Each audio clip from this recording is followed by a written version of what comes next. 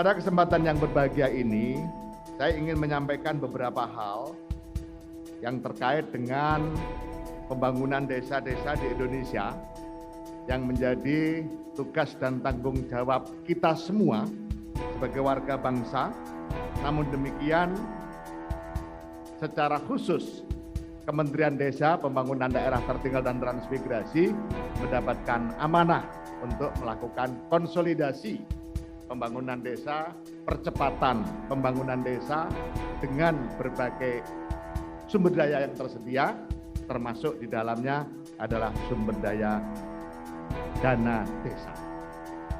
Bagi Indonesia, adik-adik sekalian, Bapak Ibu yang kami hormati, desa menempati dua posisi strategis. Pertama, wilayah pemerintahan desa itu sangat dominan. Jadi 74.960 desa di Indonesia, wilayah pemerintahannya itu setara dengan 91% wilayah pemerintah di Indonesia. Sisanya sebesar 9% merupakan wilayah pemerintahan kelurahan. Jadi 91% wilayah pemerintahan di Indonesia ini ada di desa. Sebagai wilayah pemerintahan terendah, sudah pasti pemerintah desa menjadi komponen pemerintahan yang setiap hari langsung berhubungan dengan warga. Ini yang selalu saya katakan di mana-mana. Kalau kita bicara kemiskinan di Jakarta, itu cenderung imajinatif, membayangkan. Tapi kalau kita bicara kemiskinan di desa, kita akan tahu di mana letaknya, siapa orangnya, bagaimana kondisinya. Itu karena wilayah pemerintahan desa sebagai wilayah pemerintahan terendah itu setiap hari langsung berhubungan dengan warga. Begitu juga bagi warga sendiri bahwa representasi negara adalah pemerintah desa, apalagi proporsi pemerintahan desa benar-benar dominan di Indonesia. Jadi dari sisi kita, wilayah pemerintahan desa ini setiap hari berhubungan dengan langsung dengan warga masyarakat. Bagi warga masyarakat, representasi pemerintah itu ya di desa. Mau ngurus surat apapun selalu dimulai dengan desa. Surat kehilangan minta pengantar dari desa sebelum ke kepolisian. Dan seterusnya mekanisme administrasi yang kita ikuti seperti itu. Posisi strategis kedua yaitu jumlah penduduk desa yang sangat besar dan dominan, di mana Kementerian Dalam Negeri melaporkan jumlah penduduk ber-KTP desa mencapai 71% dan penduduk kelurahan 29%. Oleh karena itu, dua posisi strategis tersebut menjadikan inspirasi bagi Bapak Presiden kita, Pak Insinyur Jokowi, di dalam melakukan proses pembangunan yang beliau sebut sebagai membangun dari pinggiran.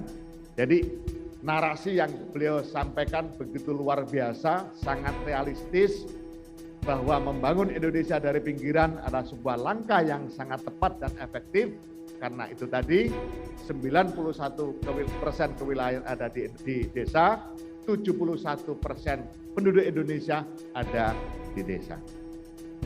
Bapak Ibu sekalian dan adik-adik mahasiswa yang saya banggakan, kepemimpinan Bapak Presiden Joko Widodo sebagai Presiden persis dimulai bersamaan dengan implementasi Undang-Undang Nomor 6 Tahun 2014 tentang desa.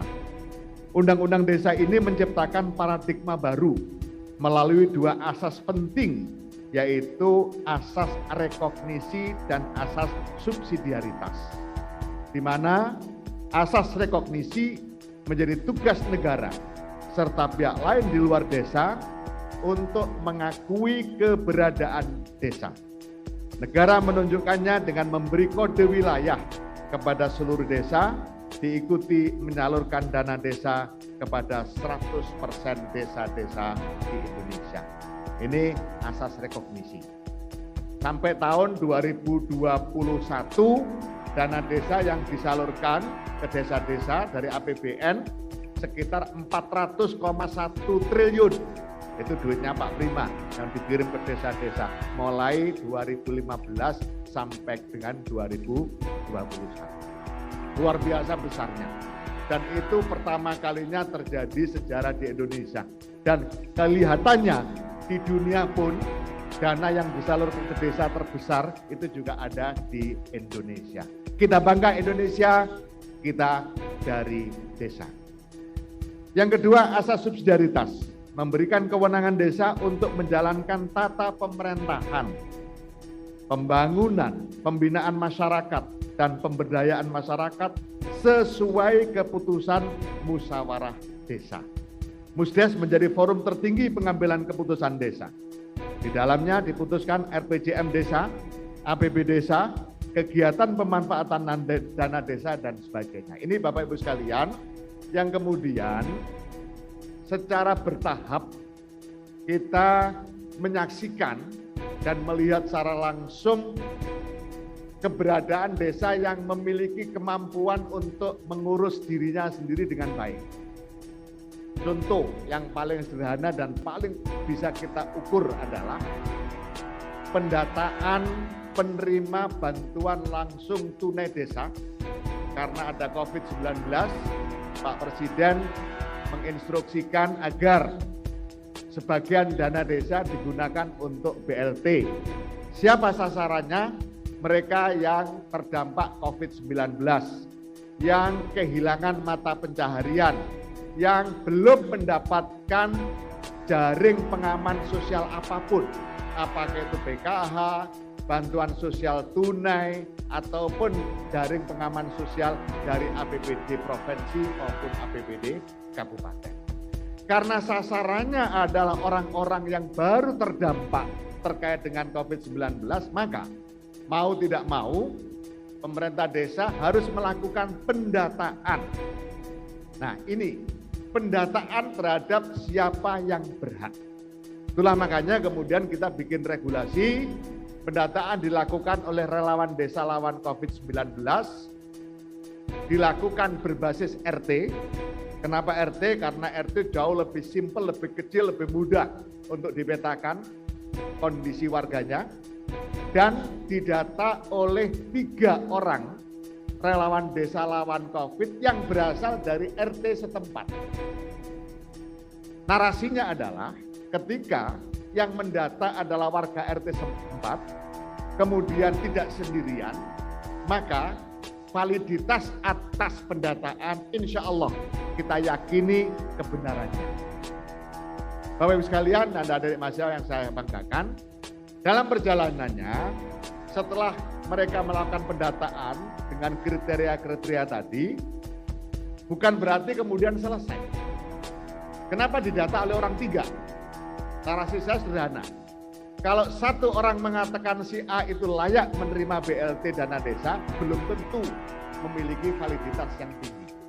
Tapi kalau 3 orang dari warga RT setempat mengatakan sama bahasanya, kesimpulannya sama, pernyataannya sama, bahwa si A berhak menerima BLT dana desa, maka saya meyakini betul kebenarannya sangat bisa dipertanggungjawabkan. Karena sudah kebenaran lebih dari 1 orang. Nah, apakah kemudian di situ selesai? Tidak. Semua data-data yang dihasilkan dari proses pendataan di basis RT tadi masih dibawa lagi ke tingkat lebih tinggi yang disebut dengan musyawarah desa. Nah, dalam musyawarah desa itulah diperdebatkan sedemikian rupa data-data yang dihasilkan dan kemudian diputuskan secara resmi dalam kelembagaan musyawarah desa, baru kemudian kepala desa menindaklanjuti terkait pemberian atau penyaluran BLT dana desa. Nah, dari situ kita melihat tingkat validitas yang sangat tinggi dan dari situ kita melihat bahwa ternyata desa kalau diberi tanggung jawab, kalau diberi kewenangan dan kita memberikan guidance yang benar, pendampingan yang betul, mereka bisa melakukan itu. Itulah makanya di logo-logo Kementerian Desa, surat-surat Kementerian Desa, atribut-atribut Kementerian Desa, kemudian saya tampilkan tulisan desa bisa. karena kenyataannya desa mampu melakukan pengelolaan terhadap apa yang menjadi tanggung jawabnya.